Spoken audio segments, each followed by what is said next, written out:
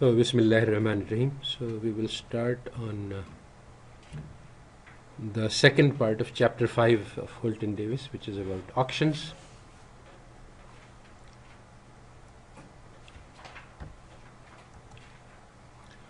So, there are basically two types. Actually, these are not distinguished. In all auctions, there are both elements, but it's useful to keep them separate just for understanding and intuition. So, two polar types, one extreme and other extreme, but lots of things are in the middle. So there is the private value action. So in private value auction, you think that there is a unique object like a piece of art or even a house, you see. Everything is unique. So different people have different values for this. So this is your private value. So now, one of the things about the unique objects is that there is no market for a unique object. A market is something in which you have tomatoes, so lots of buyers, lots of sellers, homogeneous goods. So in that situation, when you have only one object of one kind, then there is no market properly defined. So how should you determine the price for that? There is no demand and supply, as it were. So auction is one way. So in a private value action, different people have different values, and then you put up the object for sale and people bid, and the one who makes the highest bid gets it. There are many different ways to organize the rules for the auction, and as we have learned by now, microstructure is important, so how you make the rules matters. So this is one type, private value. Then there is common value action. So this is like if you are selling the rights to own a mobile.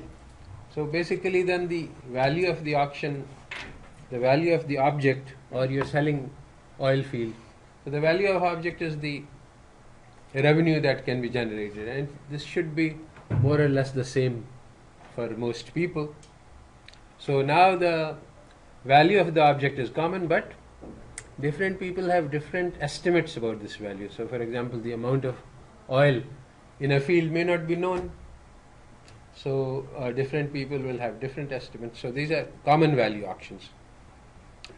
In fact, in most auctions you have both elements. There is some element which is common, some which is private, but we will keep just conceptually it's best to keep these things separate. So what are the uses of auctions? Well, these are used in unusual, one-of-a-kind commodities where there is no market. Also when there is danger of corruption, then an open auction is one in which there is a lot of transparencies. So there are several issues. You see, for example, we want to achieve transparency and avoid corruption.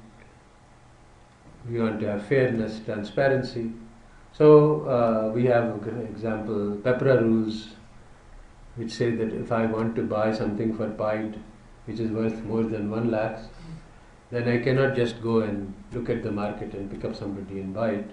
I have to advertise, and then everybody has to bid, and it has to be a sealed bid, and then I have to open those bids, and generally speaking I have to accept the lowest bid, but there are some rules in which you can get around it. So now this is one way to try to prevent that I should go to my brother and get goods from him, and also there is kickback possibility that I buy something from at very high price from somebody and ask him to give me half of the money back under the table.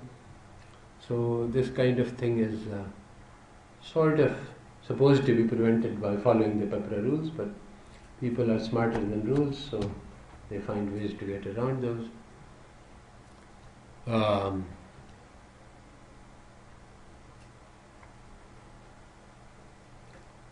So for example, when we were trying to buy this land for pied, then we had an auction. We had advertised that who wants to sell us some land, and so there lots of people came in with bids with we have this land and we want to sell it at this price and so on. So auctions are used in many different kinds of ways for many different purposes. So now there are 4 basic types of private value actions. So first we are going to look at the private value actions. So this is the first price auction is the one with sealed bids. Everybody submits a sealed bid. The highest bidder wins, and he pays the price that he bid. This is called the first price auction. Now, one of the problems with this auction is that it's discriminative, in the sense that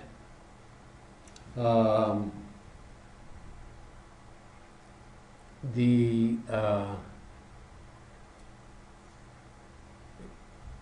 object is not priced at the same price for different people. So the first price bidder may have regrets that I bid $1,000 and the second bid was $500, so I could have gotten this much cheaper if I had not. So there is this issue of strategic bidding. Instead of trying to bid what you think the thing is worth and getting the object at a fair price, if you reveal how much you value, then you will be charged how much you value it, rather than being charged a fair price, which should be the same for all participants. So this problem is solved by the second price bid, which is very interesting variation. It's also called Vickrey second price auction, because William Vickrey, who was a colleague of mine at Columbia, very old, retired now, he first invented this method of auctioning, or at least he said that this might be tried. And so it's very simple. Everybody submits a sealed bid just like in the first bid, but the highest bidder wins the auction, but he gets to buy at the second highest price. So what this means is that the price you charge is not unfair, because if you knew all the price and bids, you would still, the first bidder should win, and he can outbid the second bidder. So he gets it, but at a price which is fair. So this is the second price auction. The Dutch auction goes as follows. I announce a very high price. Let's say I want to sell this for 2,000. Anybody ready? Nobody raises his hand. So I say, okay, I will sell it for 1,900. Now, sir, does somebody raise their hand? No, then I reduce the price further until the first person says, okay, I am ready to buy at this price. So I keep reducing the price until I find a buyer. And the English auction goes in the reverse direction, which is the standard auction actually. An open auction is normally an English auction. I say, who wants to bid for this? So somebody says, I'll pay 100 rupees. So somebody says, I'll pay 110. Somebody pays, I'll pay 150. And so the last bidder, the largest bidder, wins. So these are 4 different types of microstructures. So now basically the analysis of the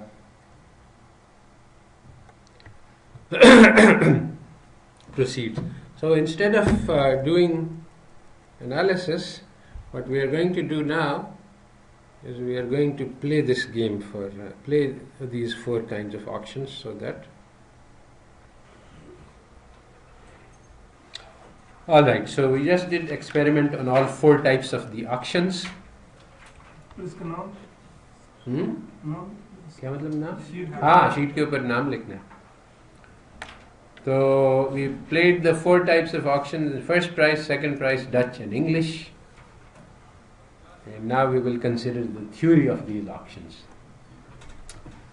So the theory says that the English auction and the Vickrey second price auction are the same.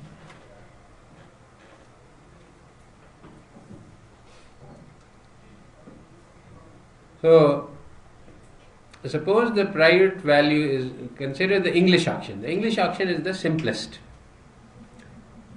In the English auction, your bidding is not strategic. You don't have to think about what other people have and what other people are doing. There's only one strategy. When the going bid is below your private value, you can bid one higher than that. And if the going bid is at your value, then you stop bidding. So there is no difficulty in choosing. There is no strategy, and there is no advantage to deception. You are going to reveal your true value in the sense that your bid depends only on your true value and nothing else. Now, for the Vickrey second price auction, it is exactly the same, as many of you realized. But this is not immediately obvious that your best strategy is to bid your true value. I think Umar Kyani. Now, a common mistaken argument here, which is used by people, is the following: that you should bid slightly higher than your true value. You don't have to pay what you are bidding, so your chance of bidding is your winning is maximized, and you will still get to pay the second price. So there is a risk, of course, that you might have to pay a little bit higher, but this risk is compensated for by the by the chance that you might win it for less than your value. So this is how many people reason. In fact, that is a common wrong reasoning. The correct reasoning is the following. Suppose there are only 2 players. To make it simple, the same reasoning works with multiplayers. My value is V and the other person is W. So consider the case where my value is higher and we both bid our exact value and I lose.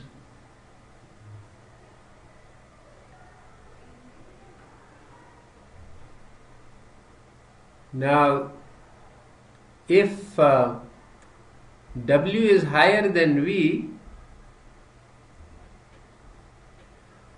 so the other player's value is higher than mine, then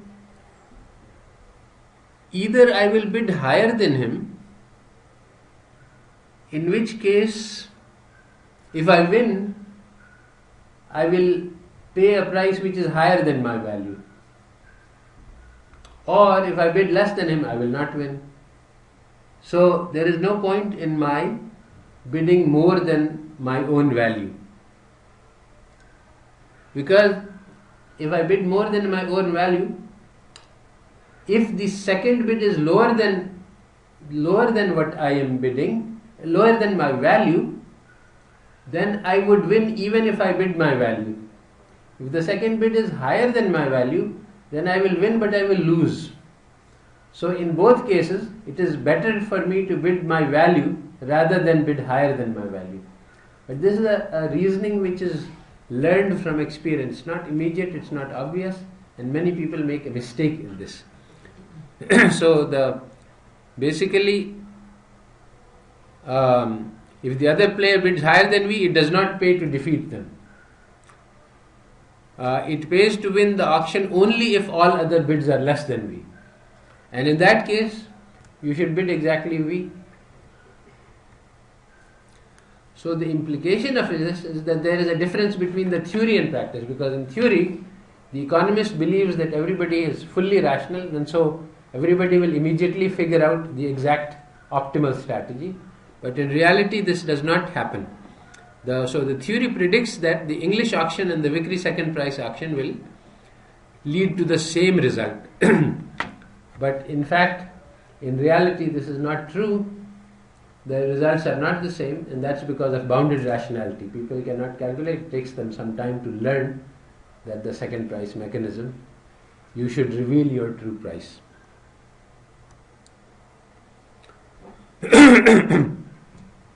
So this is actually some theory of auctions, that the theoretically English auction and Vickrey second price are exactly the same. Practically there is some difference in that English auction, the strategy is immediately obvious to all, and in the Vickrey auction, the second price auction, the optimal strategy is not immediately obvious to all. Now the Dutch auction and the first price auction are also strategically the same, because in the English auction, in the Dutch auction, you are not going to grab the price which matches your strategy. So revelation is no longer the correct strategy, because you don't want to catch it at your exact price, because then you will make zero. You want to catch it at a price at which before somebody else speaks.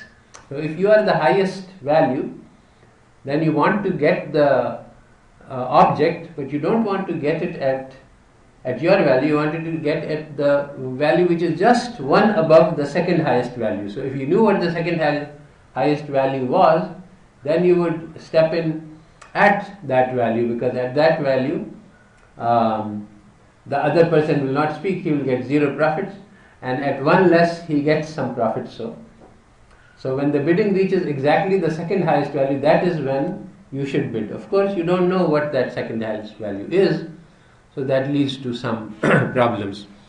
But it is the same whether you do a sealed bid or whether you follow the Dutch auction. The first price sealed bid, you have exactly the same problem. You have to guess what the second highest bid is going to be, and you have to beat that.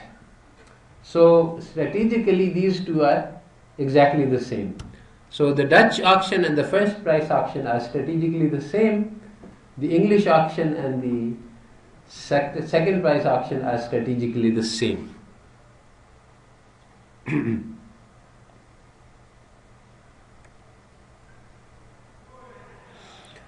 So what is the Nash equilibrium for the first price auction?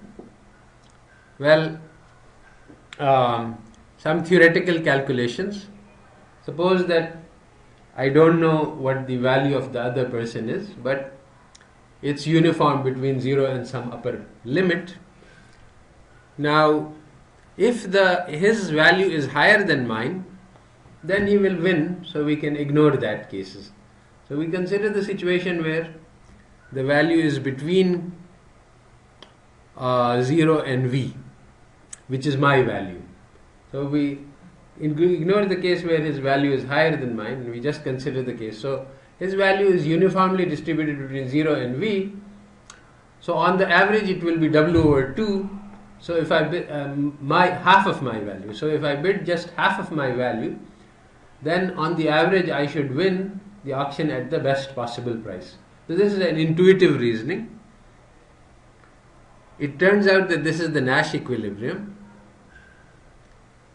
and it turns out that if you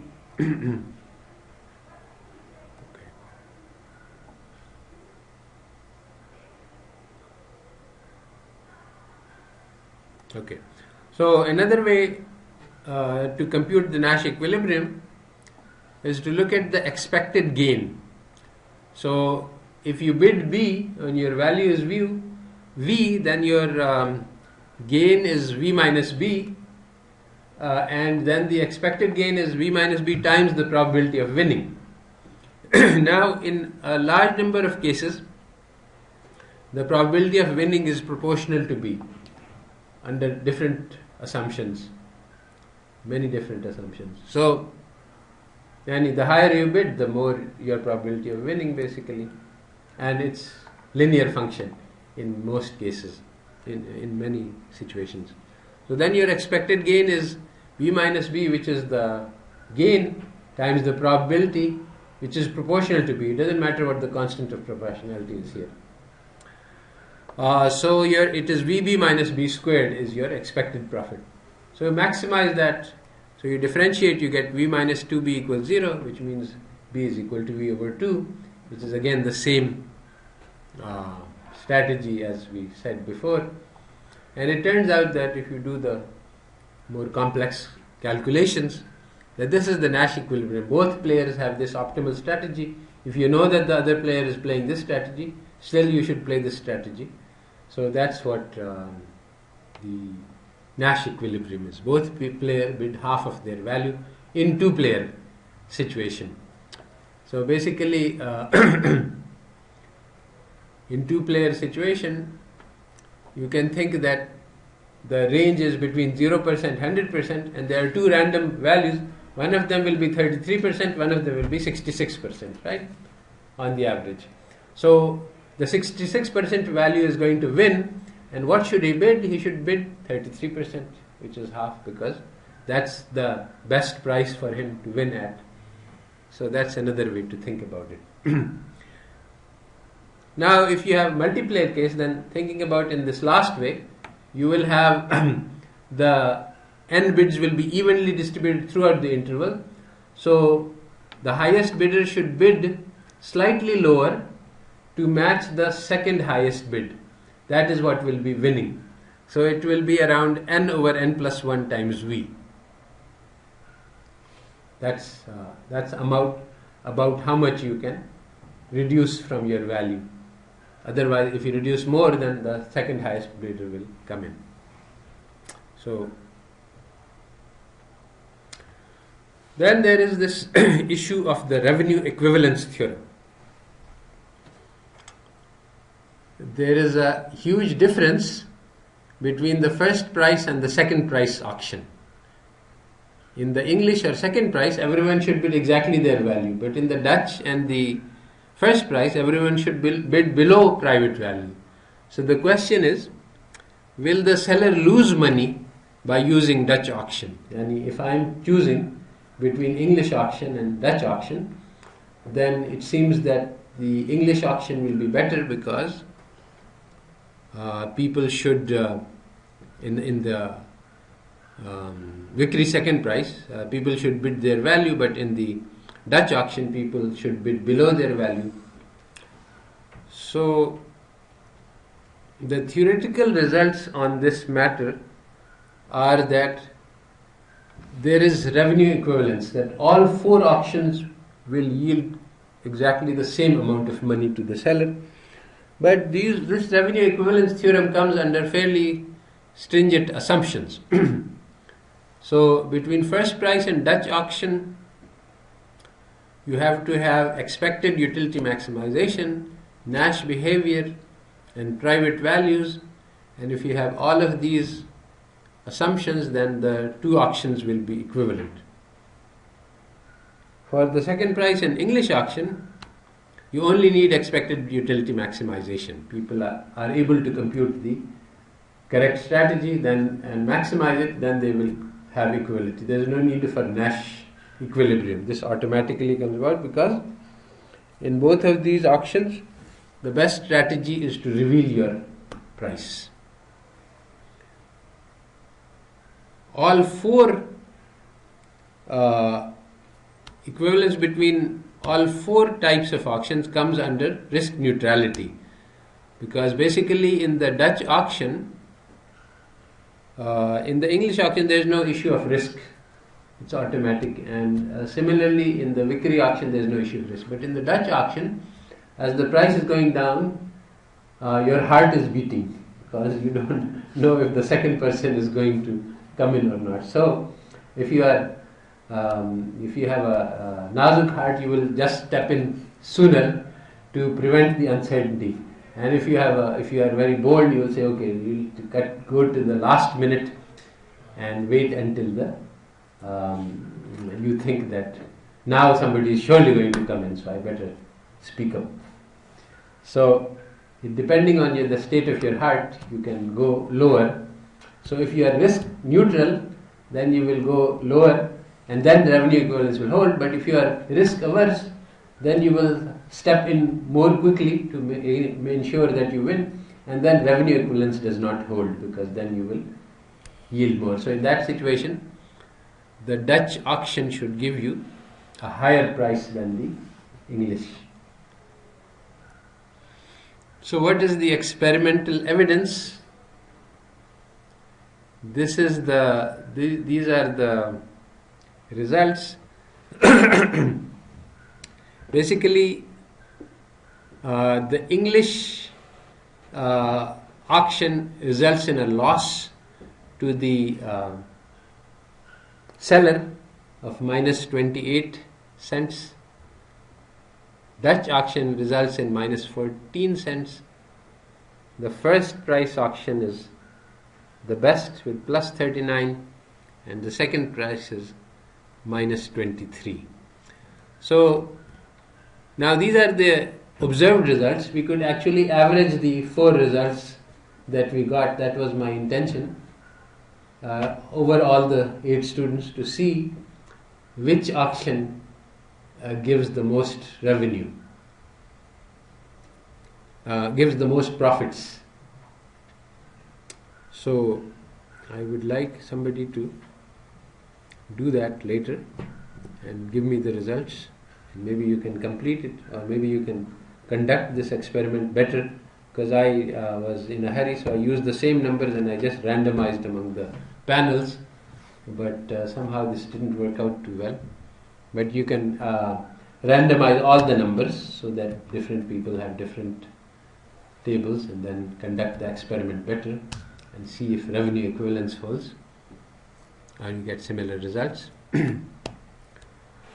So basically the main result is that the first price auction is better than all the other 3. All the other 3 seem to have fairly similar. I mean, the numbers are similar and there is no statistically significant difference. But the first price auction is significantly better than, and from the point of view of the seller, it is better. I get higher prices using the first price auction. And this is the most common methodology for auction, the first price. Now what happens when you examine the situation of the bidding patterns, then you see these are 2 actual bids in the first price sealed bid auction. These are 2 individual patterns. So the bottom line, straight line, is the theoretical optimal bid, which is n minus v over n times v. It is a proportion of the value. The value line is the 45-degree line. That's exactly your correct value. And the actual bid submitted was the stars for one individual, and the other line is stars. So in this, it seems that in the second pattern, the person is bidding about 97% of his value. That's the regression line. B equals 0.005 plus 0.972 times V. The other one is bidding only 83%, is bidding 83% of his value. So neither of them are according to the Nash prediction, but they are sort of proportional to the value. So once you see this, then basically then you say that, okay, the experiments don't correspond to the Nash theory. So what can we do to make the correspondence? Now this is actually a wrong way to approach the problem, because this is not actually, Nash behavior is not necessarily, and does not correctly describe human behavior. So what we need to do is to look directly at what are the bidding strategies and what are the learning strategies. This is not done because the economists believe in optimization and equilibrium. And so this leads them to not go towards the correct theories that are required. So anyway, if people are risk averse, then you can calculate that the bid should be, instead of n minus 1 over n, it should be n minus 1 over n minus Ri, where Ri is the coefficient of risk aversion. So if you have risk aversion is 0, which is risk neutrality, then you get exactly the Nash equilibrium. But if risk aversion is high, if risk aversion is 1, then you get bid is equal to value, which is what we saw for the first. So if you look at the previous two, then you can say that the second pattern is a very risk averse person, very close to having almost the same as the bid, and the second person is relatively more risk neutral, and so he is taking more chances. Now in the there has been a lot of debate about why there is deviation from Nash equilibrium. So some people say that it is due to this phenomena that we have discussed, that it is because of risk aversion. Now Harrison says that no, this is not correct, that basically the expected payoff from your bid, the maximization, this flat maximum says that if you change the bid a little bit, your payoff does not change very much, which means that you can get random deviations from the maximization if you have small amount of bounded rationality. So you would get random deviations from the, and that's why, people are not able to calculate to the precise last decimal place the exact optimal strategy. So if you make a small mistake, you can get fairly, because the flat maximum means that there is a big range. It's not very sharply determined what the maximizing value is. If you don't have calculus at your disposal, if you're doing mental maximization, then you will end up with small deviations. So the main counter argument to this, that no, it's not due to flat maximum, it's due to risk aversion, is that all of the deviations go in one direction. So if you say, okay, here's the Nash equilibrium, and you're calculating, you're making mistakes, you can go on either side. So the main counter argument to that is that people have a desire to win. So they can't calculate the exact maximum, but so all of the deviations go in the direction which will bring them to winning, and that's an additional psychological factor that is playing. So you have Nash equilibrium, then you have random errors, then you have this desire to win. So there is no particular resolution to this debate, because people are looking at theory that, okay, Nash equilibrium is something we are trying to save. If you abandon theory and ask what people are really doing, then you will be able to find the answer to this question. But nobody is doing that. People are saying, is Nash equilibrium justified or not? So once you have this Nash equilibrium in your head, then you can't get to the reality, and that's the problem. Alright, so there's one more topic that is left, and that is called the winner's curse in a common value action, and so I want to illustrate that.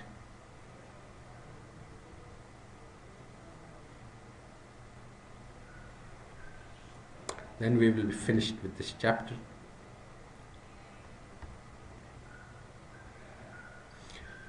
Alright, so what we have is a situation where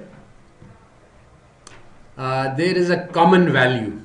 Let us suppose, so this is a different type of auction now, this is not private value. Suppose that the true value of this object is 1000 rupees, but nobody knows what that value is.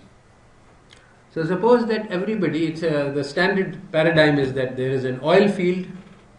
Now there are 10 companies which are invited to bid for this, and they all get some signal about the value of this field, right?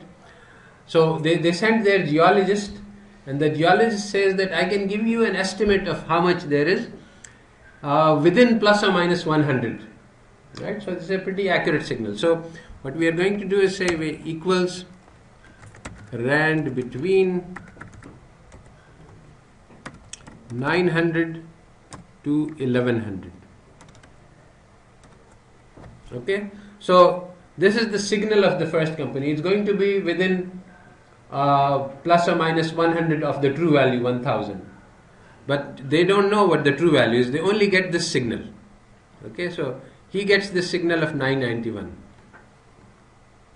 and suppose we have 8 firms, right? So here's the signals.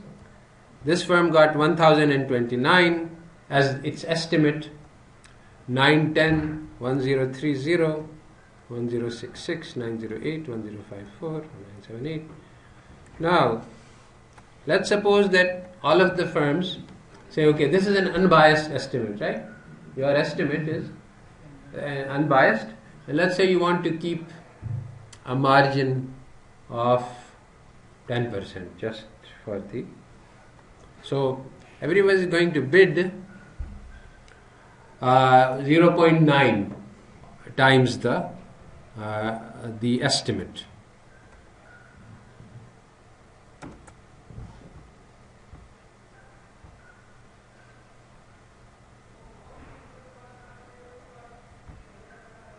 Alright, so these are the bids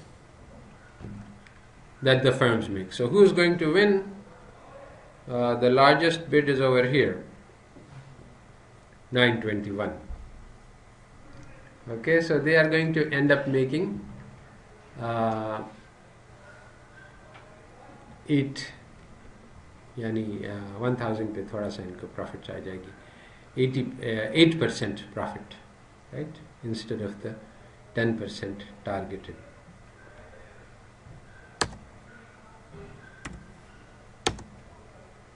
Alright, so now I change the numbers because these are refreshed, and so now the highest bid will be 977,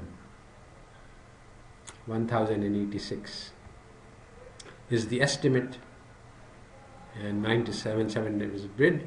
So they will end up making only 2.3% profit. So they are all targeting for 10% profit, and they are making only 2%, and this will keep happening.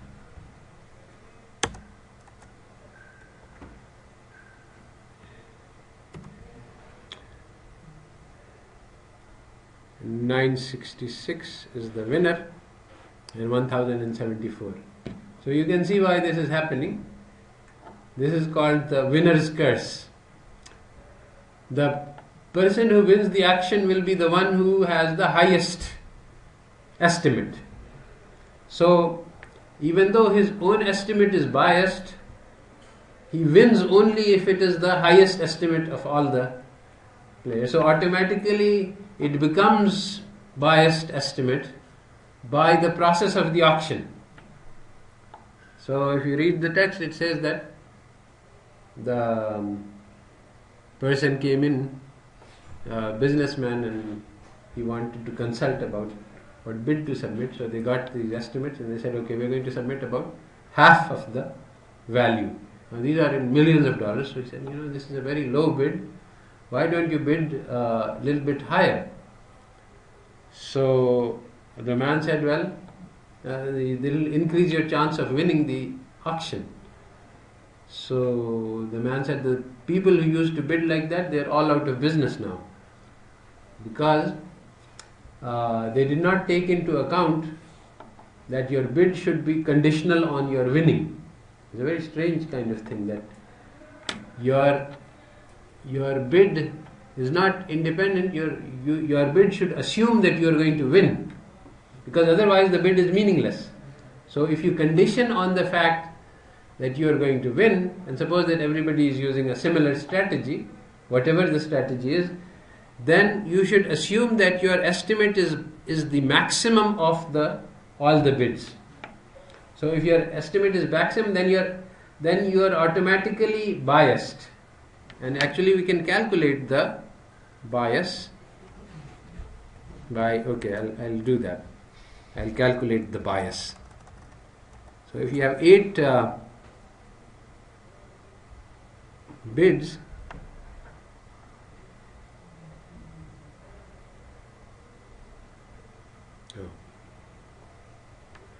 let me just write down equals max. So in the ninth column, row, I am writing down the maximum of these. Right now, I am just going to replicate this.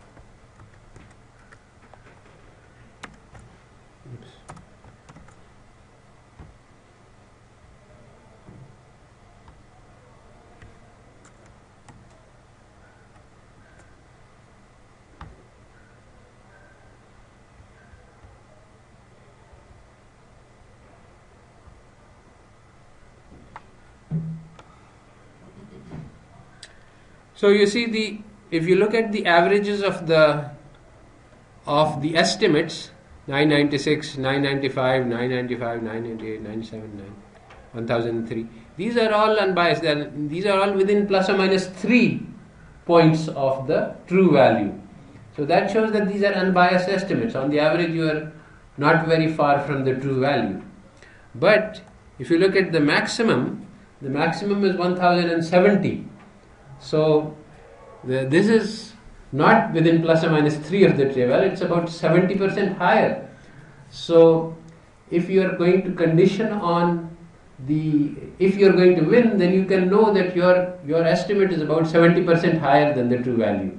So conditional on winning the auction, you should downgrade your estimate by about 70% in order to avoid the winner's curse. So this is called the winner's curse. If you when your bid is systematically higher than the true value, and this actually happened in reality, in the sense that initially when the US government decided to auction rights to drill for oil in the ocean to the big oil companies. So the big oil companies competed with each other to determine the value, and then they bid according to the value, and the winner would end up losing money because of this winner's curse phenomena. So